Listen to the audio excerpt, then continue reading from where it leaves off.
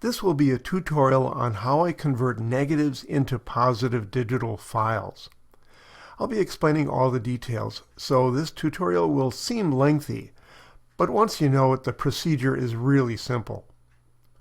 I used to scan negatives with a slide scanner and then a flatbed scanner, but that's a very slow process, and I had issues with saturated reds, as I'll touch on later. So the first step is to photograph the negative. I place an LED panel beneath the negative carrier for the light source. It just needs to be large enough to cover the negative from edge to edge. This one is 4x6, but bigger is better. Since LED is a continuous light, I expose in aperture preferred auto exposure on my Canon R5, in raw mode of course. And I turn off the room lights to avoid any reflection off the negative or color contamination. Let's start by making the camera level in both directions. By the way, the thing in the background is an electronic shutter release, so I don't have to touch the camera, which could potentially cause camera shake. Then I level the negative carrier in both directions. So when the negative is centered in the camera frame, it'll be parallel to the camera. That's necessary for edge-to-edge sharpness. I open the RAW file in Adobe Camera Raw, or ACR.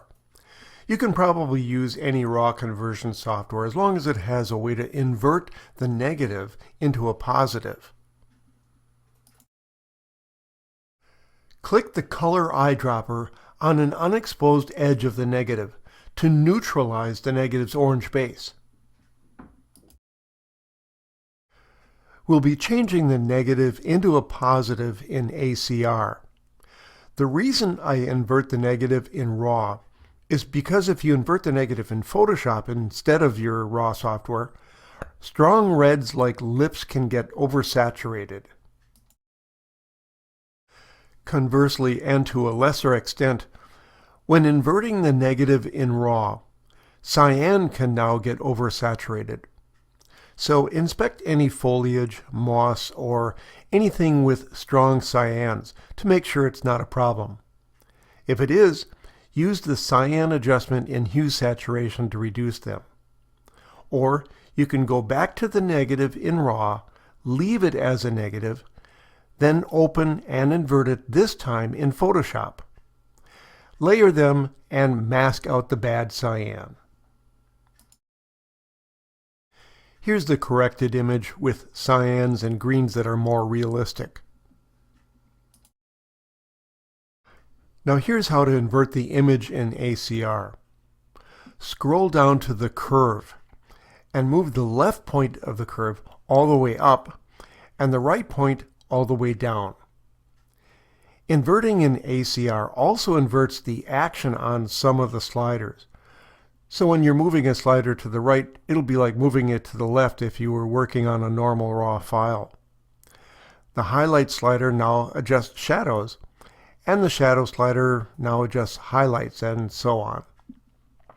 Yes, this image looks weak, but this is just the start. Back up in the light panel, the contrast slider needs to be all the way up, which is to the right. Now adjust the exposure, highlight, shadow, color temperature, and tint sliders to make it look as good as possible.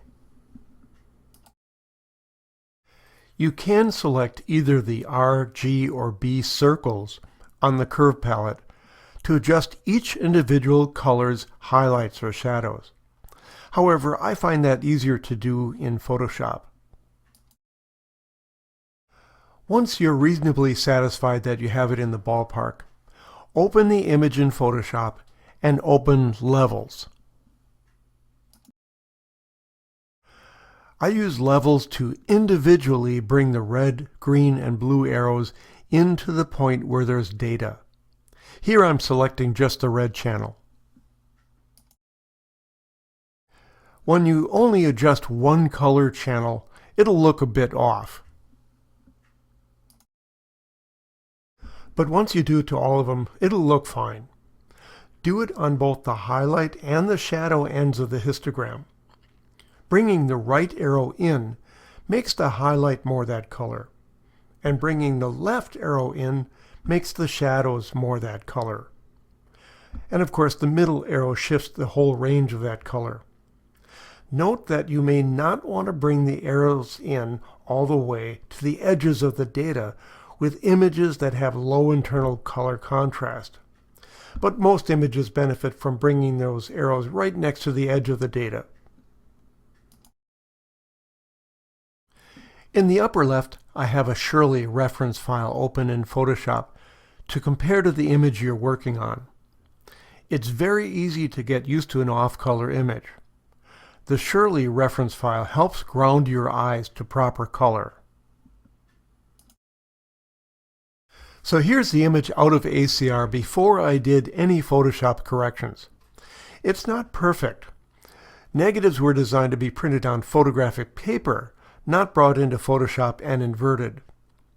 This particular image is pretty good because it was lit with flash, which has a good color spectrum.